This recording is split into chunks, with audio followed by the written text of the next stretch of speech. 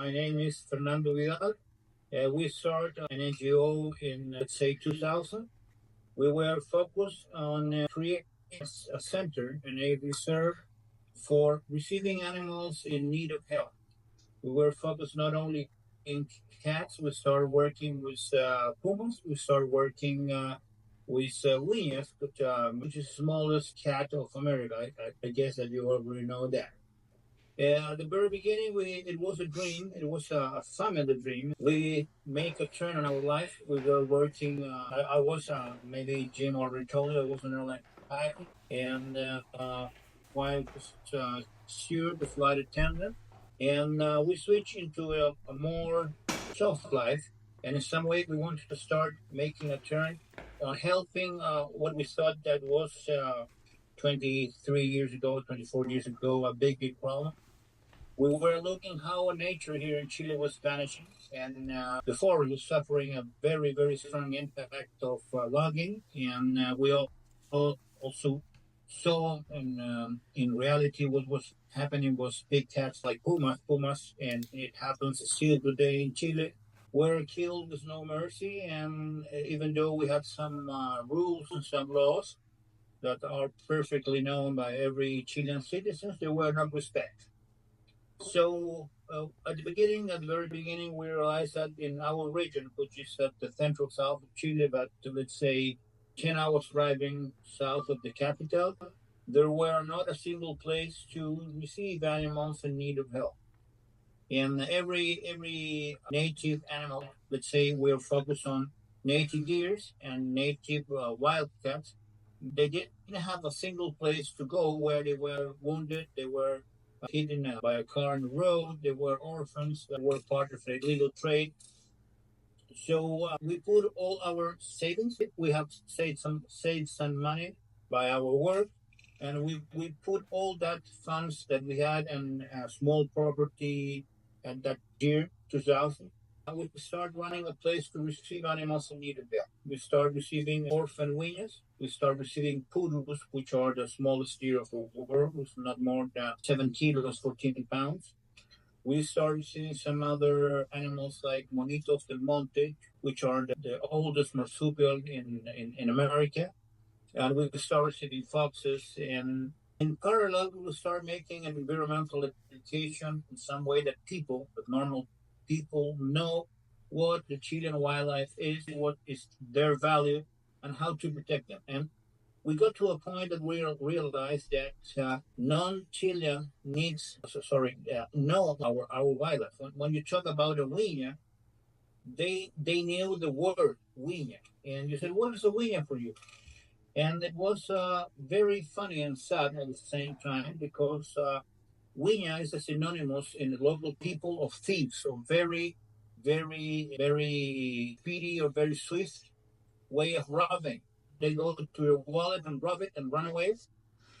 They call that sort of thieves, they call it guinea. And yes, it was funny because they didn't know that it was an animal, that it wasn't a species. They didn't know that it was an endangered species that was almost endemic to Chile and a small part of Argentina. We're talking about Andean forest and Mediterranean forest, which are, in terms of geographical distribution, a very narrow part of this also small planet. And we were very shocked about that. None of the citizens know what was the wind. I guess that maybe Jim has the same experience some years ago when he started visiting Chile. That for many people it was the bloodsucker. It was some sort of vampire, a thief. Well, but it was all covered in terms of myth. They were thinking, or they had very confused feelings about the Chilean endangered species. So we start running this project, and we receive many orphans of every kind of animals. As I told you, we get focused on ungulates, where native Chilean deer, and with pumas and with guineas, and we start making rehabilitation to these animals for the reintroduction back to nature. It was a very strong beginning. Things, being honest, we were a pilot and a flight attendant, so in reality, we were people that we didn't belong to this sort of work and this sort of activities. But in the short run, we start looking for experts. And this tour was again an hour cold shower. We say, Jesus, there were no experts at all. And yes, we have some vets, we have some biologists, and we have some other people coming from universities, but people that were living in close encounter with this sort of native species was not available. We are some sort of on the job training experts today. We're starting an enterprise that we didn't measure in reality how big it was. And today, after 24 years working with this species, we have the biggest breeding center of poodles. We have about 60 poodles. We have made a successful reintroduction, something that has been published in some professional magazines. Today, we have done the first reintroduction of guignas, which was 24 years ago. It was a dream. We are coming up with the first paper, the first publishment of what was the reintroduction of guignas. We are the only center, and now I'm becoming proud. We are the only center that has ever bred a guigna in captivity. And when we said that we're proud about breeding guignas in captivity, it has nothing to do with keeping animals in captivity for as a purpose or as a goal. It has to do with conservation and research. And here's a point that for me is quite important without being a strong scientist. But most of the things that you can find in the literature, in every book about guignas, I'm sad to tell you that it's false. It's not true. The basic biology of the guigna, which is written in every book, is not real. They said guignas can breed 5 kittens per liter. Jesus. Well, with the help of many people, including Jim, we have discovered that sadly, guignas can breed just 1 kitten every 2 years. And this makes a big turn on the situation or the global situation of the guigna, because when you said guignas can have a litter of 5 kittens, you say, oh, they are making fine, they're making good. Their breeding rate is very, very impressive, and that is not true. When you realize that a guigna, let's say a guigna can live for about 10 years. Well, they are not having 50 guignas in their whole life as a kittens. They are having just 4 or 5 kittens in their whole entire life. So that's make a turn, and that makes a big turn, because what we were expecting in terms of basic biology of this species is wrong. It's absolutely wrong. So from there on, we start realizing that captive breeding and the centers specialize on recovering every female, recovering every male, and keep making research and keep growing the knowledge of this very, very unknown species is, how do you say, vital?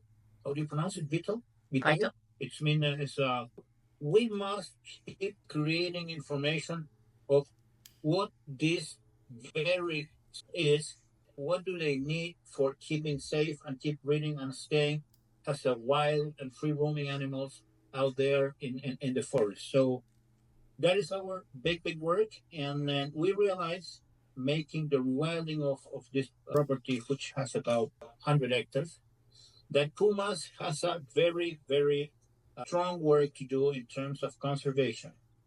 We realize that when we have pumas, we have less foxes, which foxes, native foxes, are maintained and fed by the agriculture frame of water. They don't have to make a lot of effort, foxes, to earn their own life, because agriculture are feeding them for free. But it's the worst enemy of guineas, since they break a lot on guineas. What happened is that we realized that when we have a free roaming, safe pumas population, they get control of foxes, of pulpeo foxes, of native foxes, which are the predators and a very nasty predator of guineas. So pumas can keep guignas alive. And by the other side, we discovered with the animals that we had really covered some years ago. We have a book that I haven't sent it to. We discovered that pumas also control the feral dogs, the free roaming domestic dogs that walk into the forest right here in our property. They free roam for 1 day, 2 days, and suddenly pumas take control of them. They hunt them, and with that they protect guineas, and they protect also purus, which is a highly endangered, a native endemic deer of Chile. So we have taken our umbrella species for our control of the Chilean ecosystem. We have taken the guineas, the pumas, and the purus. The pumas take care of the forest. The guineas are protected by the puma. It's in some ways. We have a trilogy. We have purus and we have guineas, and that is what we are working very intensive.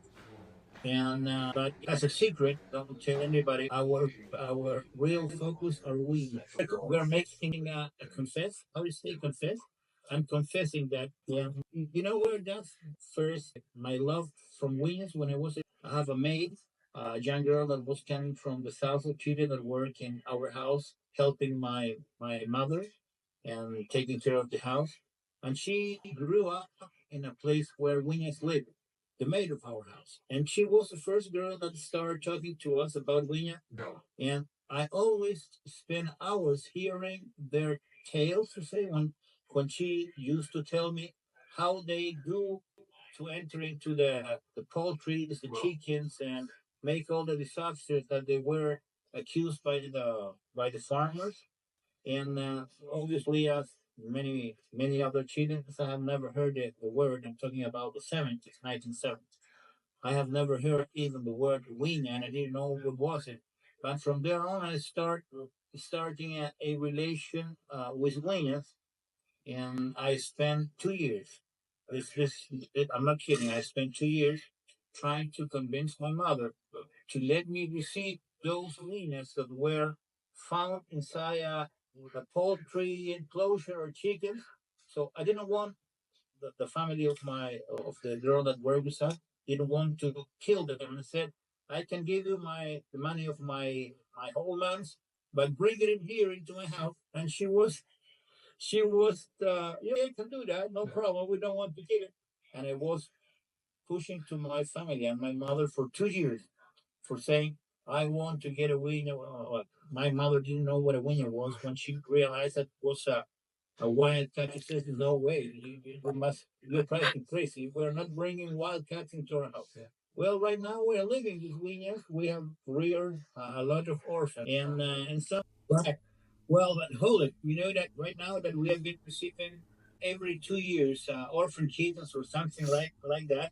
I always remember my mother, and in some way said, "Hold it." From somewhere in the universe, she's sending the witness that I was asking was I was a kid, but it's very funny because when we said, "Jesus, we don't have any more orphans. We're free. This house is going to be a normal house." Boing, we receive another one. So he said, hold it. This is my mother's nightmare. He said, I bothered her for 2 years saying, I want a winner, I want a winner. And actually, she's send them all right here. So, well, there are very few winners that are rescued by the Chilean authorities. There are real few. Winners are not abundant. Sadly, they are not. We're trying to make them more abundant. But every time that a Wiña gets into the Chilean authorities' control, there is a whole mess because there is a lot of interest because it's a very rare little devil that gets some picky when they know there is a Wiña, and all the machinery start working to say, well, what do we do with them? And the final decision to decide where to send them, it goes every time from a very tough things, decisions, paperwork, some what are you gonna do with them? It's a very hot. I would realize that in Chile, winds are very hot species, and some academics don't like that we have the only breeding unit and we have the only breeding animals in captivity. So it's been always that we get some new animal to rescue. The situation get real difficult and very how to say rough. It's rough. It's not very gentle. It's always a very tense moment of taking the decision to where is that animal's being diverted to. So working with guigna is a big, big thing here in Chile. Can you give us a sense of what kind of volume you're dealing with? How many you breed? How many you take in and rehab and re-release? And I gather it's not terribly many because they're so rare. But can you give us a sense of that? And is there any any guess as to what the wild population is? And I realize there may be just no way to even guess. No, actually, there is no approach to know how many guineas are out there in the wild. You can read some papers which are based on space they use for their own living as a home range and things like that. How many habitat is available? But in reality, nobody knows because sometimes we have trees, we have the habitat, but we have something that nobody measure in the research is the amount of free roaming dogs that out there in the forest. Jim can tell you that free roaming dogs are more abundant than any vermin here in Chile. So you can have a nice forest, you can have a nice river, you can have a nice wetlands, but they are flooded of domestic dogs, which is a big thing. On our project, we have real few animals. We have 8 animals living with us.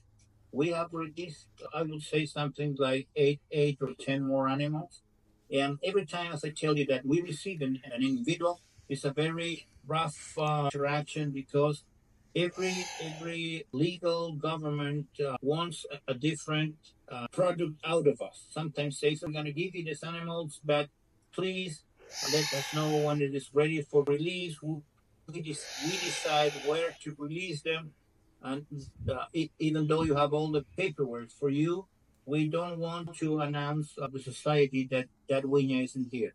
And you always have to navigate from time to time with strange and different decisions, but you have to pretend to be, how to say, flexible in such a way that we don't close the door to all the guineas in need of help. What has happened here is that Jim can also tell you that sometimes they have decided not to send guineas to us. They send them to another centers, and most of the time, we're sad to tell you that most of the animals that have been diverted to another centers, they stay for a while, and sadly, they die. Not easy to handle guineas in captivity. They are not that tough. They are not that easy. And the other things that has an experience that we have is that, and when we start receiving guineas, and we were not experts or we didn't know how to make it, we just saw that having a male guinea and a female guinea, they're both healthy, well fed, and in a great enclosure. The result would be kittens, isn't it? You say, okay, it's healthy, but we discovered that production or breeding of guineas is very, very, very complex.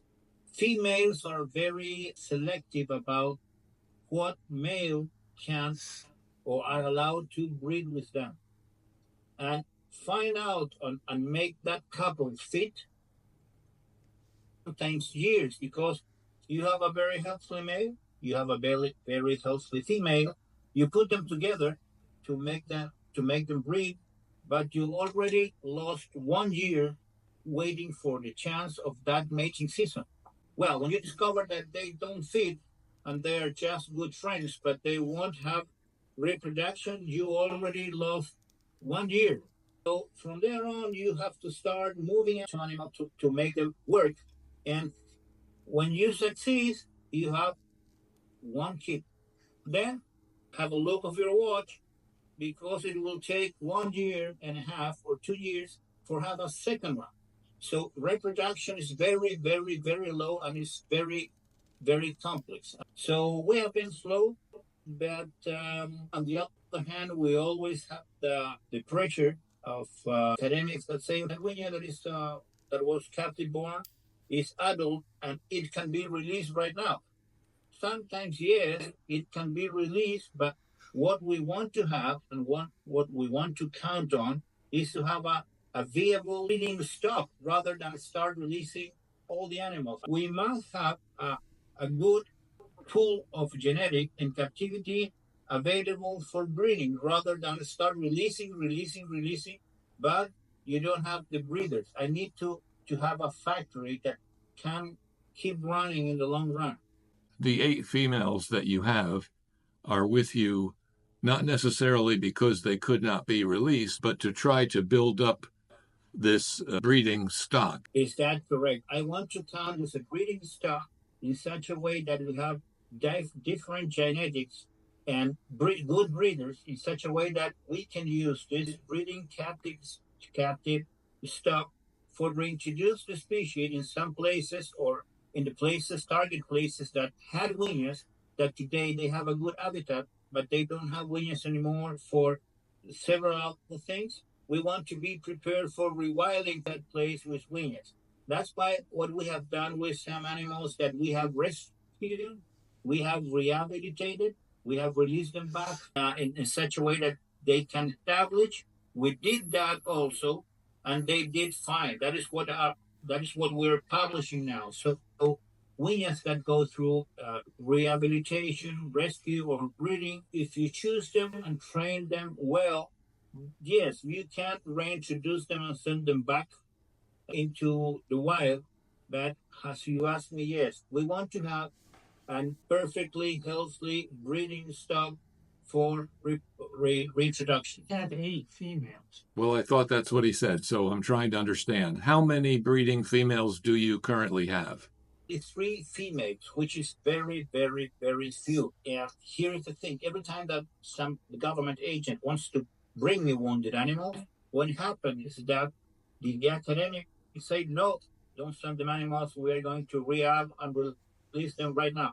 And most of that animals are released back into the wild where they have no chance at all. There, in some way, there is a fight among of who is doing right, scientists or breeders or reintroducers. It's a different point of views, I would say. How many have you released? Today, I guess that we have released about 8 animals, about the same that we have today in captivity. I would guess so. To study wildlife in Chile, you have to go through a vet school. There is no conservation program. You can't say I want to be a wildlife ecologist. You have to go to vet school. That's the route that everybody takes. Everybody that I work with in Chile has been a vet. They've gone through, they have a vet license. They don't want to be vets. But they had to go through that program to get any experience with wildlife whatsoever. So the weenies are rare. All the cats are rare. So these vet schools, they want them, endangered animals, so they can have their students practice on these, get experience with these cats. The problem is the cats need to be in quiet, very quiet places and not be interrupted during their recovery. They can't have students visiting them every hour. They can't do that. That's a big separated. This is a huge problem. And with weenias, it's even worse. They're probably the worst example where they need to be separated, and there's a constant supply of students wanting to look at them, check at them, see them, even see one, just to see one. And so what happens is these weenias get stressed, and the blood flows. It's a condition, it's a known medical condition. It has a name, where the blood flows from the heart to the extremities, and they die. The other things, let me interrupt you. The other thing is that every time that there is a guigna available in any center, not only mine, everybody wants samples for that animals, DNA, feces, blood samples, semen, or whatever, measurements, so hair. So every time this one of these animals, as Jim said, fall into a nightmare of a rescue center that are operated by a university, they are bombed by tons of exams and medical procedures that the people that make them want thinks that they are going to be nice of doing so. And one of the things is that every time we receive an animal here, sorry, I interrupt you, I took your microphone. One thing is that we don't allow people to visit or touch our animals. And yes, sometimes when it is absolutely necessary, our vets go and evaluate animals. But Animals are not available for anyone that wants to come shoot pictures, feed them, or make it practice. Sorry. So we are very, very sensitive and very, very strong about who comes in here and what sort of procedures are allowed to be practiced into our animals. And I think that we're paying the cost of that because we're very jealous. They don't mess with the swing. You want to blood samples or whatever, go and capture free roaming animal. But these animals right now are highly protected by our permits, our center, and the people who's working in here. Sorry, Jim, once again. You deal, do I have the impression that you as a rescue center deal with many species, many other kinds of animals? Yes, you hit the target. We have been allowed to keep several rare species that nobody else ever got the permit. I am the only person who has ever bred the Chilean flag animals, which is the huemul. Have you ever hear about the Andean hirsch, the Andean huemul? Well, there is a deer which is highly, highly endemic and in very highly risk of extinction, which is it is in the coat of arms, it is in our flag, it is our symbol of the military and all that stuff. And when I started working with huemul, there was a saying that don't approach a huemul, they're gonna die. You cannot capture them, you cannot transport them, you cannot hold them in captivity, you cannot even think about breeding them because they died, which was right.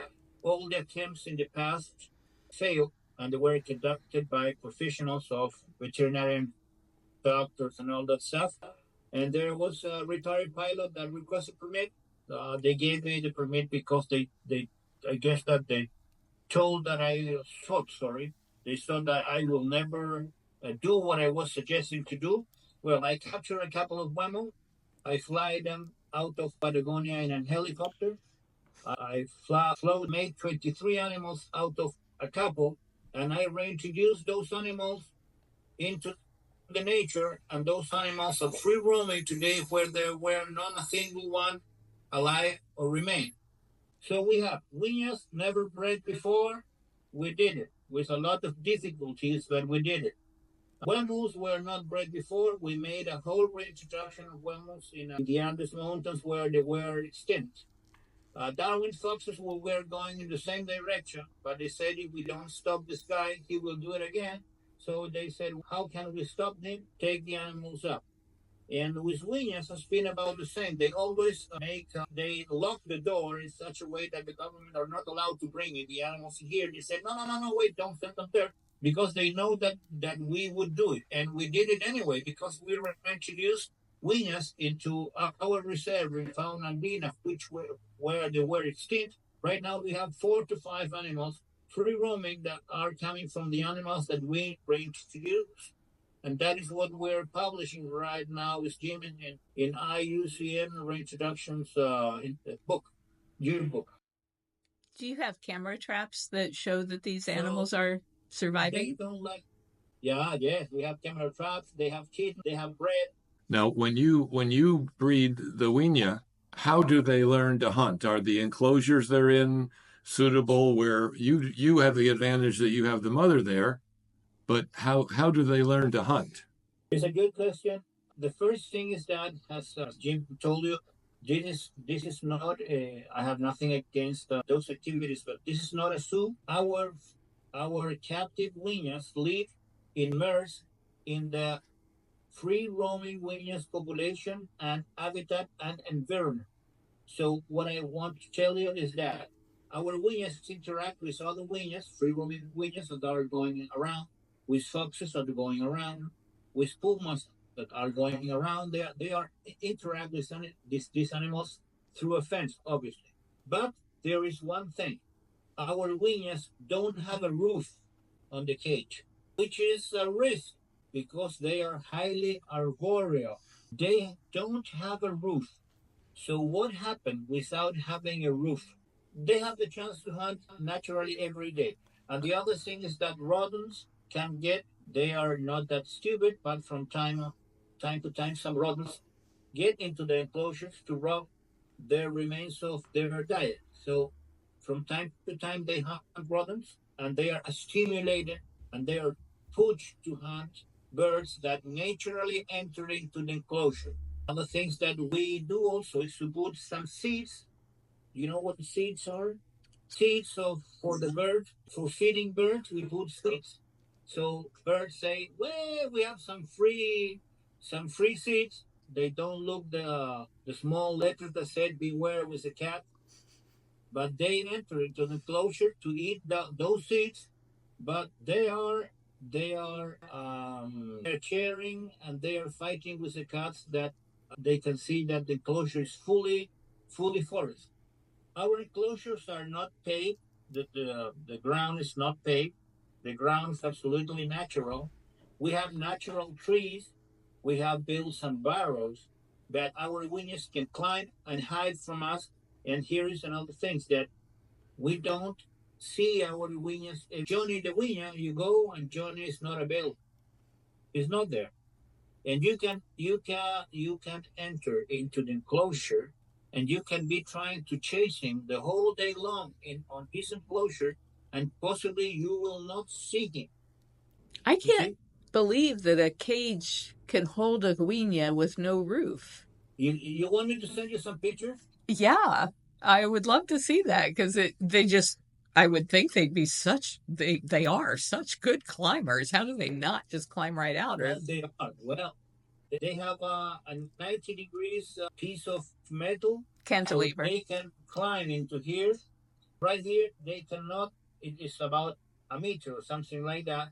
The things that you have to take care with is that your trees are not close enough to the this part of the roof in such a way that a climber, as a winner, can jump. Because And they could thinking, jump. we have got free roaming winners inside the enclosure, and they have climbed it inside the enclosure.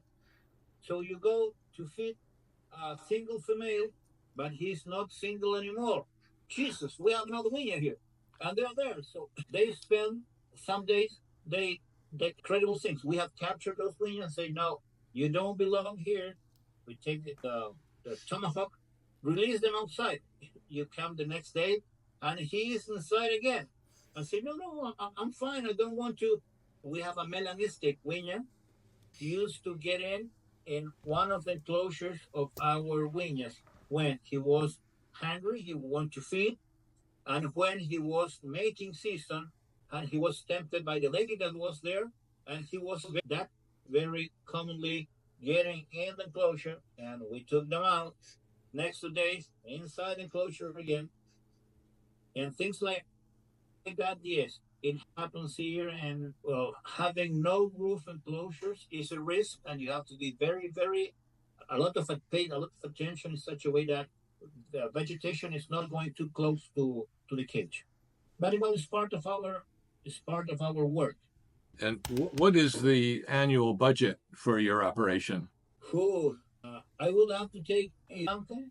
I have never sit down with a pen and a sheet of paper to make that estimation. Guess what? Why? If I do so, I will start crying because for sure I'm going to be very far from having that money. And the other thing is that if my family, my daughter and my wife knows the numbers, maybe I'm going to be fired from here. Now they are part of the activity. But yes, it's a lot of money. How do you raise the I money? would say that well, I raise the money working. The problems that we have got after pandemic, after C-19, the coronavirus, after virus, my accessories. I used to work as a wildlife assessor. That is how I earn my money for living. But after COVID, all the conservation efforts here in Chile went down in a vertical dive, and most of the conservation projects are run out of money. So I had, let's say, 3 to 4 projects that I was leading from some other people, some other organizations. And what happens that after coronavirus, all those contracts vanished. And right now, I'm hired for, let's say, 3 months, 4 months, 6 months, things like that. Do you receive donations to support the work, or does it all have to come out of your personal income? Well, the only organization or person I would prefer to use the word person that has helped us. Maybe you know him. His name is Mr. J. San. It's like Sanderson or something like that. Something like that. No, we haven't got anything like that. He's here in Chile. They call him the Gringo. The Gringo. He's the Gringo for many people here in Chile. The Gringo, Jim Sanders. No, we don't have any other. We don't have got any other help. 99% of what we use in here has been coming from our own work and from our own money and bank accounts. But Okay. the last years have been very, very, very tough, very difficult. One of the things that we don't have a ranger right now. We don't have a single ranger working right now. We're handling more than 100 animals, captive animals. We have many more free roaming animals. And in reality, it's a family work. My wife, my daughter, and me, and that is very, very, very tough because taking care of wild animals when you have people that are robbing them, killing them, and we have got a lot of engagement of night shooting and things like that. People that wants to shoot animals to rob them or kill them or eat them, and you have to defend them by night. That is very tough for me. Things I am not a young guy. I am 62 by now. I guess that I know how to defend myself, but I am just one person. Some years ago, we have a formal ranger that has an army training. He was very well on tracking animals, defending, and we work together. So when we have to capture animals, pumas, we capture together. When we have to chase poachers and hunters, we did them together. And actually, he's a friend of mine, but he has to look for another life because I didn't have more chances to pay his salary. How much was his That is salary? things that is very, very. I guess that I haven't paid for a good ranger, but a ranger in a month I would say would cost $800 American dollars for have a good guy. So how do we work? Is that when we have to, let's say, we have fixed a problem in an enclosure, we hire a guy for 2 or 3 days, and just for that specific job, you're going to repair Williams enclosure. But by night, I don't have somebody that scout the property, taking care of the security, the safety of the animals and the property. No, that guy I don't have it right now, and that is it's a good it's something that I miss, that I always think about it. If you were to get $5,000 from this thing that we're doing, where would you most need to spend that? What would you spend that on? If I would have $5,000 today, if I would give him $5,000, what would I do with that? Yeah. How long would that take care of the I cats would or? say, no. I guess that I would build another Winyas. I would build another Winyas enclosure, and I would spend some more money on let's say fuel and logistics. But I would, for sure, I will build another Winyas enclosure. Winyas enclosures are not cheap, but what happens is that when you discover that this couple is not doing well, you say, well, I want to put this animal in this enclosure, but then you have to move that animal sorry to another enclosure. Those enclosures are not cheap. They are very sophisticated. They are big, full of forest. But building is it takes a lot of money. I guess that with $5,000, maybe I would buy right now another enclosure. So another enclosure would be a big help for us. But I also need somebody to start shooting with me by night when we have people here roaming in the reserve. There are different and specific points of attention. One is breeding, ones are the enclosure, the other ones are feeding, the other ones are the medical stuff, some others are the camera traps that Jim has been helping us with that. Security, including my family security and my own security, is also a concern. I have been engaged in 3 or 4 shooting at 3 or 4 o'clock in the morning and very, very strong. And it was when people robbed me the Darwin foxes that when start killing the purus, when they kill the guanacos. So we can have a nice enclosure, but if I don't have security or I'm not able to keep the security of the whole big yard, it has no meaning at all. But the thing is that people is shooting my animals, people is threatening me, threatening my family because conservation is getting into a battle. They want to build houses. They want us to get out of here, and the only way of doing so is they have to kill my animals and push me out of this property. So security is a concern. It's a concern, but you cannot do something if you don't have security. If you don't have the control of the property and you don't have the control of the animals, it has no meaning to have a veterinarian, a biologist, or wherever because safety is first. That for me is a concern today. This has really been helpful. Thank you very much for your time, Fernando. And thank you, Jim, for being with us as well. I apologize for my English. I haven't practiced for many, many years, so I hope that you understand. Did you get 75% of what I tried to explain you, or less than that? I think probably about 95%. It was just some of the particular animal names that I couldn't understand.